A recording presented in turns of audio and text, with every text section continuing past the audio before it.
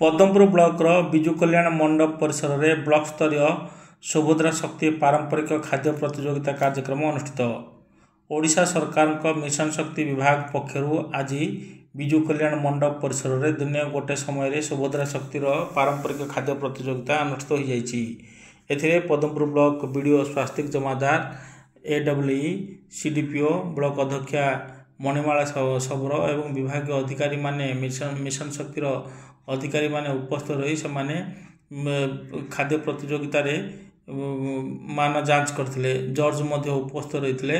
तबे ब्लॉक 14टी पंचायत स्वयंसहायक गोष्ठी माँ मैंने आसी विभिन्न प्रकार खाद्य से माने प्रतियोगिता रे निजे तैयारी करथिले एवं निजे तैयारी करी एठारे से माने प्रतियोगिता रे भाग नैथिले। तबे ब्लॉक स्तरीय यही पारंपरिक खाद्य प्रतियोगिता रे 14टी पंचायत महिला स्वयंसहायक गोष्ठी माने नैथिले। एथिरे पारंपरिक खाद्य आदिवासी मानकर खाद्य मांडिया जाऊ, मांडिया काकरा, मांडिया पोड़पिठा एवं से ही ठुलुका काकरा, खीरी, दहीबरा सहित विभिन्न प्रकार स्वादिष्ट खाद्य महिला माँ माने एठारे से माने तैयारी करथिबार देखा मिलता। तबे एथिरे जज उपस्थित रही।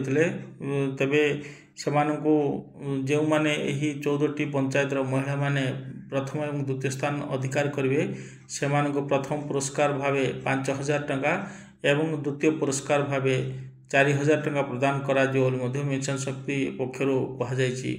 तो अन्यपटे यही प्रथम द्वितीय स्थान अधिकार करथिबा पंचायतर यही महिला माने से जिला स्तरीय को जाई जिले में पारंपरिक खाद्य प्रतियोगिता रे से भाग नहीं पारे मिशन शक्ति विभाग पक्षर कहुई। कार्यक्रम रे शिशु विकास विभाग CDPO सुपरवाइजर समस्त अधिकारी माने उपस्थित रही एवं कार्यक्रम को मिशन शक्ति विभाग तरफ समस्त प्रकार कार्य को क्रांति कुमार पाड़ी गोष्ठी संयोजक मिशन शक्ति पद्मपुर।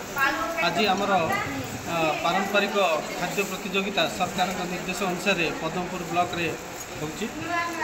पद्मपुर ब्लॉक रे अनुष्ठित होची। एथिरे आमर प्रति ब्लॉक पंचायत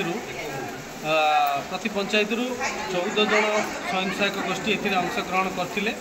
से माने विभिन्न प्रकार पारंपरिक खाद्य प्रस्तुति करी एठारे प्रदर्शन करथिले। वर्तमान आमर जज माने ताकू माने देखिबे जे केउ माने पारंपरिक खाद्य ठीक रूपे करछन्ति सेमानकु एठे प्रथम पुरस्कार द्वितीय पुरस्कार हिसाब से पुरस्कृत कराहब।